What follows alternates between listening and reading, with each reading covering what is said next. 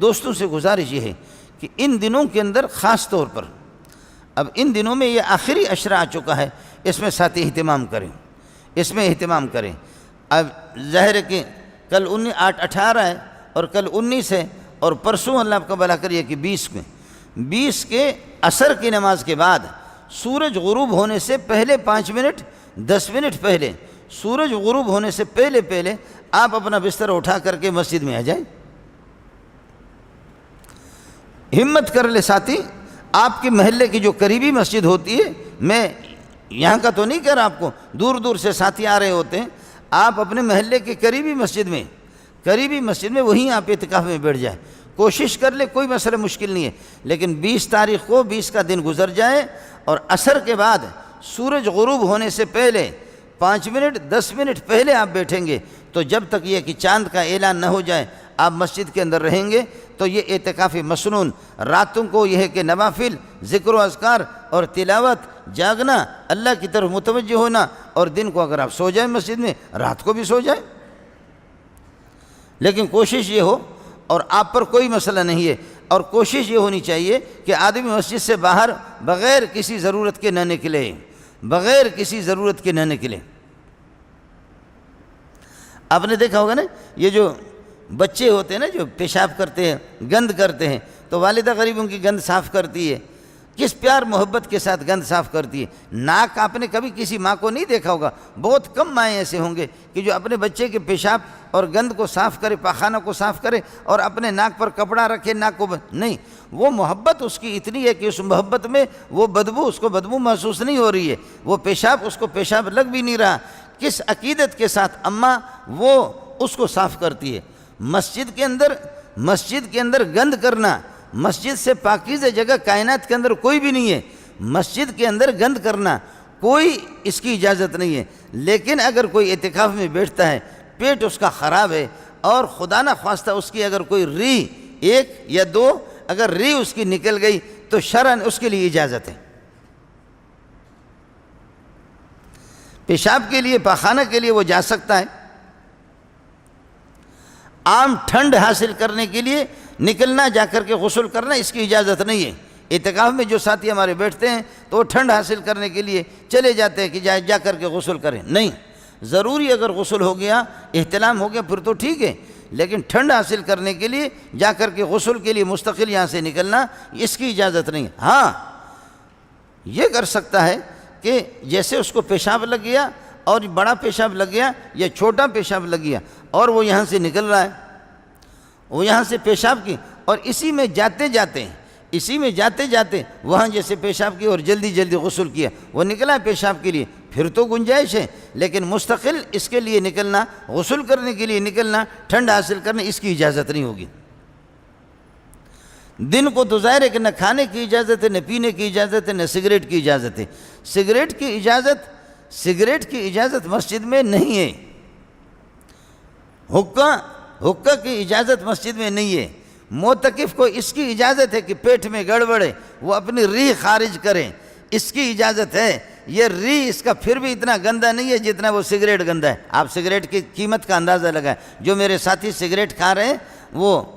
اندازہ کریں کہ سگریٹ کیا ہے۔ سگریٹ پینے کے لیے رات کو اجازت نہیں ہے، ہاں اس طرح اجازت ہے کہ قضاء حاجت کے لیے جا رہا ہے، چھوٹا پیشاب ہے یا بڑا پیشاب، وہاں پر پیشاب پر بیٹھ کر کے سگریٹ پیے، تو سگریٹ کی قیمت کا اندازہ لگائیں کہ کتنی یہ ہے کہ عظیم چیز ہے اور کتنے مقدس چیز ہے کہ اللہ اس کی اجازت نہیں دے رہا ہے، پخانے کی حالت میں بیٹھے پھر سگریٹ پی سکتا۔ وہ ساتھی جو سگریٹ پی رہے ہیں نا، وہ اندازہ لگائیں کہ یہ سگریٹ کتنی قیمتی چیز ہے۔ مستقل سگریٹ پینے کے لیے اجازت، نہ مسجد میں پینے کی اجازت ہے، نہ مسجد سے باہر نکل سکتا ہے۔ اگر پیشاب کے لیے جا رہا ہے، قضاء حاجت کے لیے جا رہا ہے، تو راستے میں سگریٹ یا وہاں پر بیٹھ کر کے دونوں طرف سے دھواں جاری ہو جائے، وہاں پر بیٹھ کر کے پھر وہ سگریٹ پی سکیں۔ میں عرض کر رہا ہوں کہ اس بدبخت اس سگریٹ کی اس کی قیمت کا آپ اندازہ لگائیں۔ یہی حال ہے نسوار کا، یہی حال ہے، اللہ آپ کا بھلا کریے کہ نسوار کا۔ ہاں اگال دان لے جائیں ساتھی اپنے پاس، گنجائش ہے، نسوار یہ کہ تھوکے، لیکن مسجد کی صفائی، مسجد کی نظافت، اس کا یہ ہے کہ آدمی اہتمام کرے۔ اگر اللہ پاک کسی کو توفیق دے دے تو پرسوں عصر سے لے کر کے اگر سورج غروب ہو گیا، سورج غروب ہونے کے 2 منٹ بعد آپ مسجد میں داخل ہو گئے اعتکاف مسنون کے لیے، آپ سے چھوٹ گئے، اعتکاف مسنون ختم۔ سورج غروب ہونے کے 2 منٹ بعد بھی اگر آپ داخل ہو جائیں گے تو آپ کا اعتکاف نہیں ہوگا، اعتکاف مسنون نہیں ہوگا۔ اعتکاف مسنون میں یہی ہوگا کہ آپ سورج غروب ہونے سے 5 منٹ 10 منٹ پہلے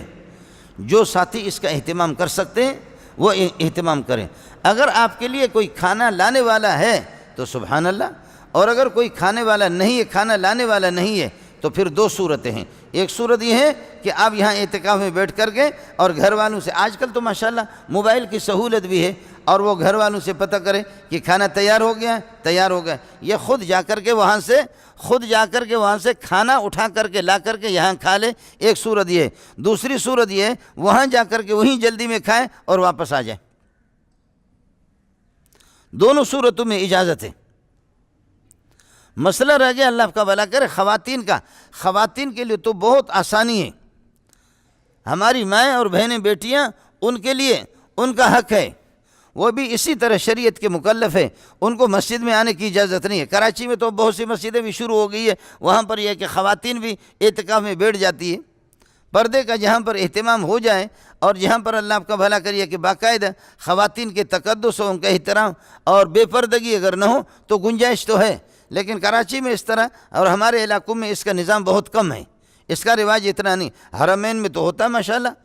حرمین وہاں مسجد حرام میں، دیگر جگہوں میں، لیکن خواتین کے لیے کہ آپ کو مسجد میں جانے کی ضرورت کیا ہے؟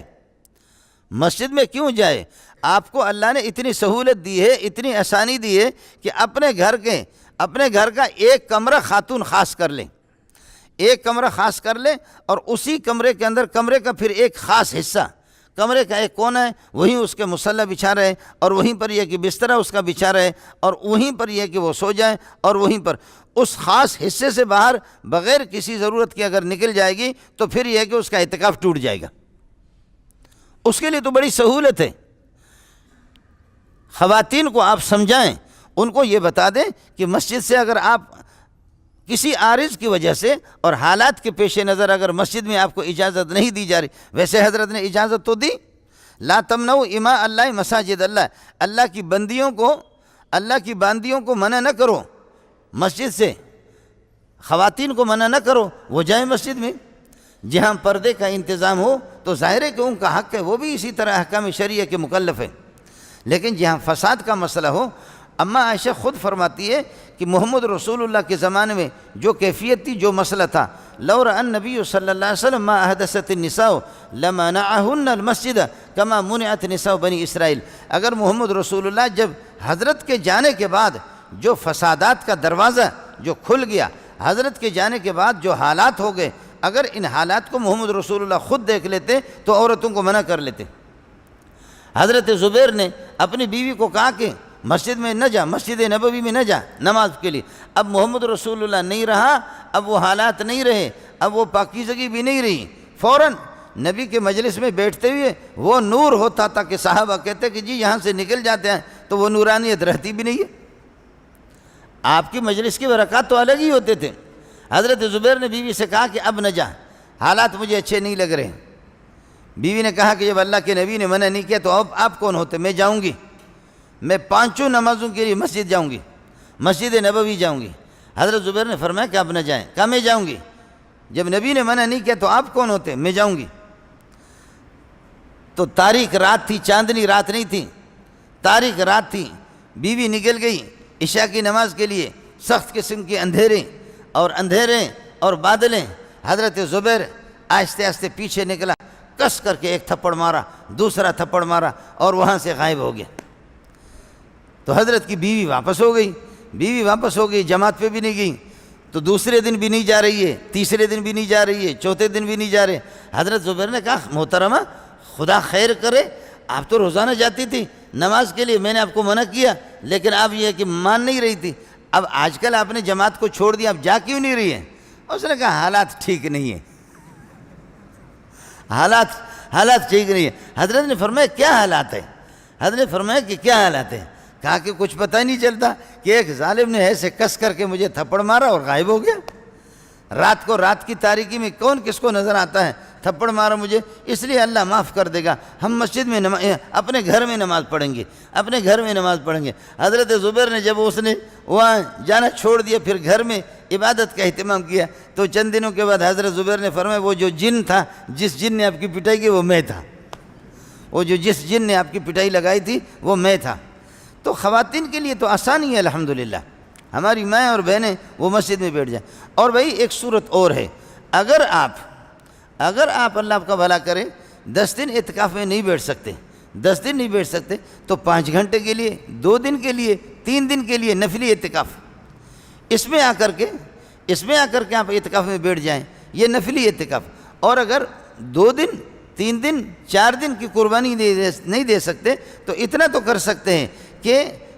اپنی ڈیوٹی سے فارغ ہو کر کے 4 گھنٹے کے لیے، 3 گھنٹے کے لیے آپ آگے، ظہر کے بعد آگے، آپ عصر سے مغرب تک آگے، اور عشاء کے بعد اب 3-4 گھنٹے یہ کہ بیٹھ گئے، اور یہ کہہ دو کہ پروردگار میرے پاس جو پونجی ہے، یہ پونجی اس قسم کی نہیں ہے کہ میں آپ کے سامنے اس کو پیش کر سکوں، یہ میری تھوڑی سی پونجی ہے، لیکن جہاں تیری رحمت کے دریا وہ جوش میں آ جاتے ہیں، جہاں اعتکاف مسنون والوں کے ان کی مغفرت کے فیصلے آپ فرماتے ہیں. میں اعتکاف مسنون نہیں کرتا، میری مصروفیات زیادہ ہے، میری مجبوریاں زیادہ ہے، میرے روزگار کا مسئلہ ہے، لیکن اے اللہ میں 24 گھنٹے میں 2 گھنٹہ 3 گھنٹہ مسجد میں جیسے داخل ہو گیا، نویت الاعتکاف، اس کی کوئی ضرورت نہیں نویت الاعتکاف کی، بس آپ کے ذہن میں رہیں کہ میں اعتکاف، اے اللہ یہ میری چھوٹی سی پونجی ہے. یوسف کی خریداروں میں لوگ چند سکے بھی لے کر کے جاتے ہیں کہ یوسف کو کسی طرح ہم خریدیں، یہ تو ہوتا ہے.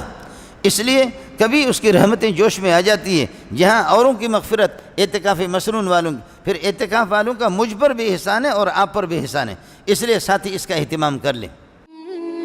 مزید ویڈیوز کے لیے آپ ہمارے فیس بک پیج کو لائک کریں